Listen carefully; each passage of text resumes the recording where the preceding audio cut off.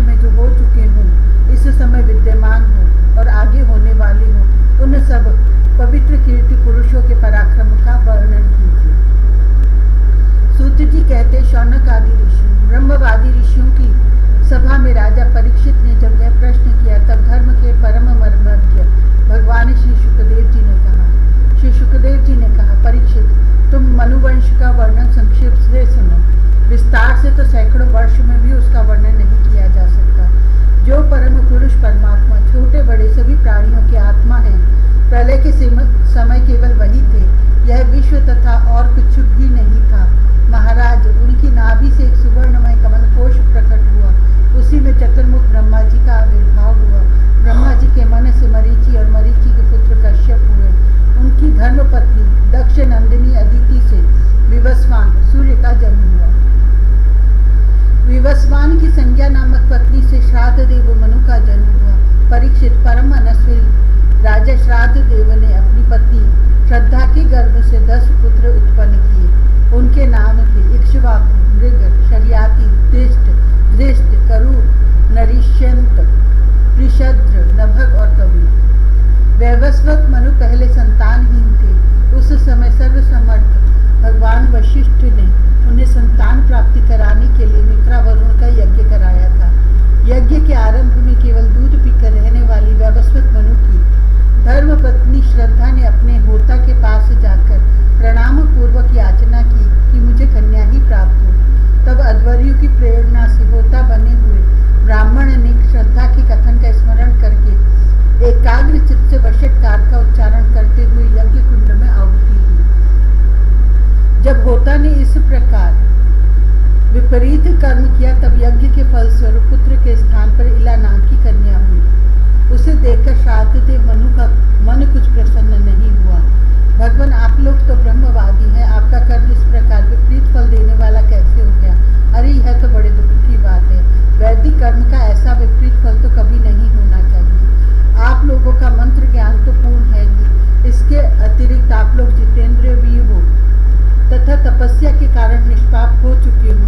देवताओं में असत्य की प्राप्ति के समान आपके संकल्प का यह उल्टा फल कैसे हुआ? परीक्षित, हमारे वृत्त प्रपितामह भगवान वशिष्ठ ने उनकी यह बात सुनकर जान लिया कि होता ने विपरीत संकल्प लिया है। इसलिए उन्होंने वैवस्वत मनु से कहा, राजन, तुम्हारे होता के विपरीत संकल्प से ही हमारा संकल्प ठीक पूरा नहीं हुआ। फिर भी अपने तप के प्रभाव से मैं तुम्हें श्रेष्ठ पुत्र दूंगा। परीक्षित, परम यशस्वी भगवान वशिष्ठ ने ऐसा निश्चय करके उस इला नाम की कन्या को भी पुरुष बना देने के लिए पुरुषोत्तम भगवान नारायण की स्तुति की। सर्वशक्तिमान भगवान श्री हरि ने संतुष्ट होकर उन्हें मुंह मांगा वर दिया, जिसके प्रभाव से वह कन्या ही सुद्युम्न नामक श्रेष्ठ पुत्र बन गई।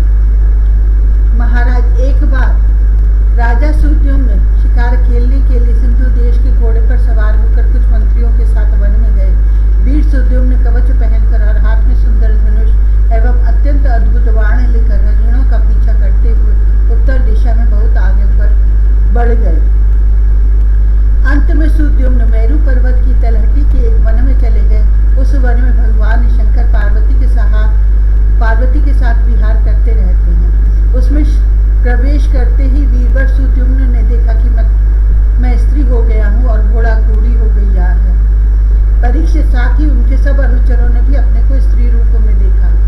वे सब एक दूसरे का मुंह देखने लगे। उनका चित्त बहुत उदास हो गया। राजा परीक्षित ने पूछा, भगवान, उस भूखंड में ऐसा विचित्र गुण कैसे आ गया? किसने उसे ऐसा बना दिया था? आप कृपा करके हमारे इस प्रश्न का उत्तर दीजिए, क्योंकि हमें बड़ा कौतूहल हो रहा है। श्री सुखदेव जी ने कहा, परीक्षित, एक दिन भगवान शंकर का दर्शन करने के लिए बड़े बड़े व्रतधारी ऋषि अपने तेज से दिशाओं का अंधकार मिटाते हुए उस वन में गए। उस समय अंबिका देवी वस्त्रहीन थी। ऋषियों को सहसा आया देख वे अत्यंत लज्जित हो गए। झटपट उन्होंने भगवान शंकर की गोद से उठकर वस्त्र धारण कर लिया। ऋषियों ने भी देखा कि भगवान गौरी शंकर इस समय विहार कर रहे हैं, इसलिए वहां से लौटकर वे भगवान नर नारायण के आश्रम पर चले गए। उसी समय भगवान शंकर ने अपनी प्रिया भगवती अंबिका को प्रसन्न करने के लिए कहा कि मेरे सिवा जो भी पुरुष इस स्थान में प्रवेश करेगा वही अभी से पुरुष उस स्थान में प्रवेश नहीं करते। अब सुद्युम्न स्त्री हो गए थे, इसलिए वे अपनी स्त्री बने हुए अनुचरों के साथ एक वन से दूसरे वन में विचरने लगे। उसी समय शक्तिशाली बुद्ध ने देखा कि मेरे आश्रम के पास ही बहुत सी स्त्रियों से घिरी हुई एक सुंदर स्त्री विचर रही है। उन्होंने इच्छा की कि यह मुझे प्राप्त हो जाए। उस सुंदरी स्त्री ने भी चंद्रकुमार बुद्ध को पति बनाना चाहा। इस पर बुद्ध ने उसके गर्भ से पुरुरवा नाम का पुत्र उत्पन्न किया। इस प्रकार मनुपुत्र राजा सुद्युम्न स्त्री हो गए। ऐसा सुनते हैं कि उन्हें उस अवस्था में अपने कुल पुरोहित वशिष्ठ जी का स्मरण किया। सुद्युम्न की यह दशा देखकर वशिष्ठ जी के हृदय में कृपावश्य अत्यंत पीड़ा हुई। उन्होंने सुद्युम्न को पुनः पुरुष बना देने के लिए भगवान शंकर की आराधना की। भगवान शंकर वशिष्ठ जी पर प्रसन्न हुए। परीक्षित, उन्होंने उनकी अभिलाषा पूर्ण करने के लिए अपनी वाणी को सत्य रखते हुए ही यह बात कही, वशिष्ठ जी, तुम्हारा यह यजमान 1 महीने तक पुरुष रहेगा और 1 महीने तक स्त्री। इस व्यवस्था से सुद्युम्न इच्छानुसार पृथ्वी का पालन करें। इस प्रकार वशिष्ठ जी के अनुग्रह से व्यवस्था पूर्वक अभिष्ट पुरुषत्व लाभ करके सुद्युम्न पृथ्वी का पालन करने लगे, परंतु प्रजा उनका अभिनंदन नहीं करती थी। उनके 3 पुत्र हुए, उत्कल, गय और विमल। परीक्षित, वे सब दक्षिणा पथ के राजा हुए। बहुत दिनों के बाद वृद्धावस्था आने पर प्रतिष्ठान नगरी के अधिपति सुद्युम्न ने अपने पुत्र पुरुरवा को राज्य दे दिया और स्वयं तपस्या करने के लिए वन की यात्रा की।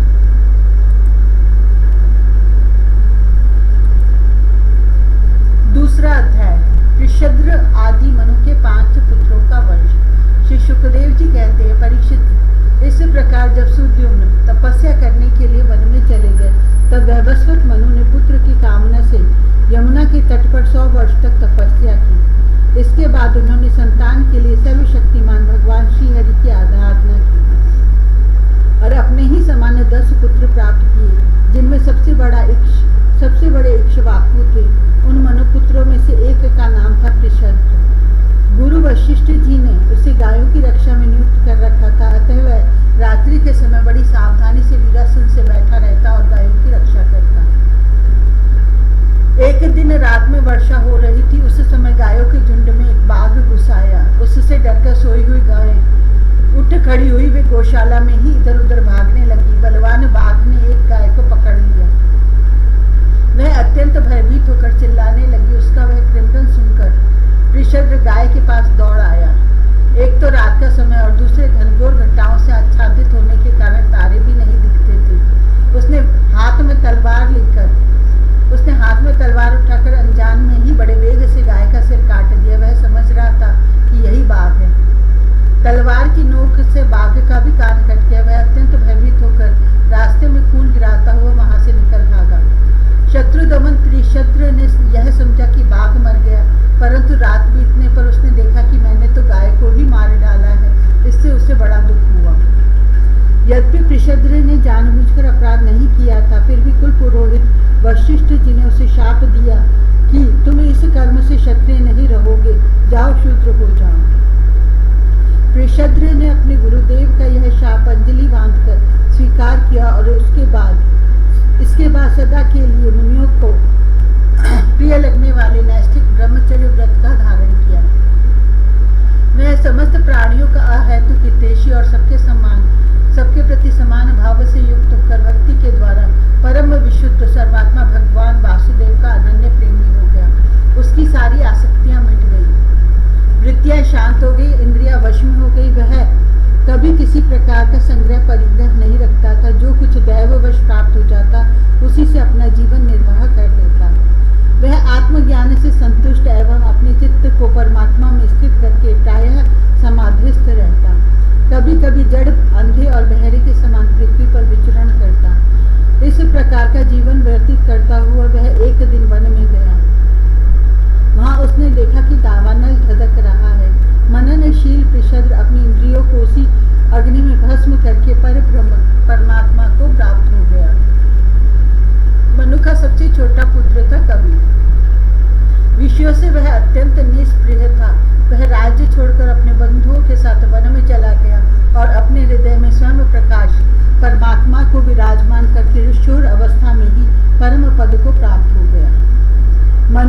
करुष से कारुष नामक क्षत्रिय उत्पन्न हुए। वे बड़े ही ब्राह्मण भक्त, धर्म प्रेमी एवं उत्तरापद के रक्षक थे। कृष्ण के धाष्ट्र नामक क्षत्रिय हुए।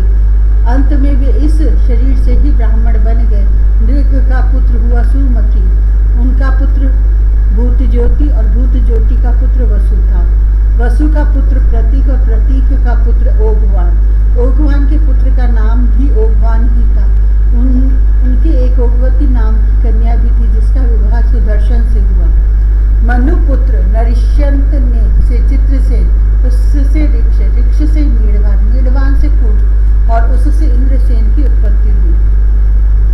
इंद्रसेन से वीतिहोत्र, उससे सत्यश्रवा, सत्यश्रवा से उरुश्रवा और उससे देवदत्त की उत्पत्ति हुई। देवदत्त के अग्निवैश्य नामक पुत्र हुए, जो स्वयं अग्निदेव ही थे। आगे चलकर वे ही कानीन एवं महर्षि जातुकर्ण्य के नाम से विख्यात हुए। परीक्षित, ब्राह्मणों का अग्निवैश्यायन गोत्र उन्हीं से चला है। इस प्रकार नरिष्यंत के वंश का मैंने वर्णन किया। अब दिष्ट का वंश सुनो। दिष्ट के पुत्र का नाम था नाभाग। यह उस नाभाग से अलग है जिसका मैं आगे वर्णन करूंगा। वह अपने कर्म के कारण वैश्य हो गया। उसका पुत्र हुआ भलंदर और उसका वत्सप्रीति। वत्सप्रीति का प्रांशु और प्रांशु का पुत्र हुआ प्रमिति। प्रमिति के खनित्र, खनित्र के चाक्षुष और उनके बिंबिंशति हुए। बिंबिंशति के पुत्र रंभ और रंभ के पुत्र खग्नि नेत्र, दोनों ही परम धार्मिक हुए। उनके पुत्र करंधम और करंधम के अवीक्षित। महाराज परीक्षित, अवीक्षित के पुत्र मरुत चक्रवर्ती राजा हुए। उनसे अंगिरा के पुत्र महायोगी संवर्त ऋषि ने यज्ञ कराया था। मरुत का यज्ञ जैसा हुआ वैसा और किसी का नहीं हुआ। उस यज्ञ के समस्त छोटे बड़े पात्र अत्यंत सुंदर एवं सोने के बने हुए थे। उस यज्ञ में इंद्र सोमपान करके मतवाले हो गए थे और दक्षिणाओं से ब्राह्मण तृप्त हो गए थे। उसमें परसने वाले थे मरुदगण और विश्वदेव सभासद थे। मरुत के पुत्र का नाम था दमदम से राज्यवर्धन, उससे सूदृति और सूदृति से नर नामक पुत्र की उत्पत्ति हुई। नर से केवल, केवल से बंधुमान, बंधुमान से वेगवान, वेगवान से बंधु और बंधु से राजा तृणबिंदु का जन्म हुआ। तृणबिंदु आदर्श गुणों के भंडार थे, अप्सराओं के श्रेष्ठ। अलम्बुषा देवी ने उनको वरण किया। अप्सराओं में श्रेष्ठ अलम्बुषा देवी ने उनको वरण किया, जिससे उनके कई पुत्र और इडविडा नाम की एक कन्या उत्पन्न हुई। मुनिवर विश्रवा ने अपने योगेश्वर पिता पुलस्त्य जी से उत्तम विद्या प्राप्त करके इडविडा के गर्भ से लोकपाल कुबेर को पुत्र रूप में उत्पन्न किया। महाराज तृणबिंदु के अपनी धर्म पत्नी से 3 पुत्र हुए, विशाल, शून्यबंधु और धूम्रकेतु। उनमें से राजा विशाल वंशधर हुए और उन्होंने वैशाली नाम की नगरी बसाई। विशाल से हेमचंद्र, हेमचंद्र से धूम्राक्ष, धूम्राक्ष से संयम और संयम से 2 पुत्र हुए, कृशाश्व और देवज। कृशाश्व के पुत्र का नाम था सोमदत्त। उसने अश्वमेध यज्ञों के द्वारा यज्ञपति भगवान की आराधना की और योगेश्वर संतों का आश्रय लेकर उत्तम गति प्राप्त की। सोमदत्त का पुत्र हुआ सुमति और सुमति से जन्मेजय। ये सब तृणबिंदु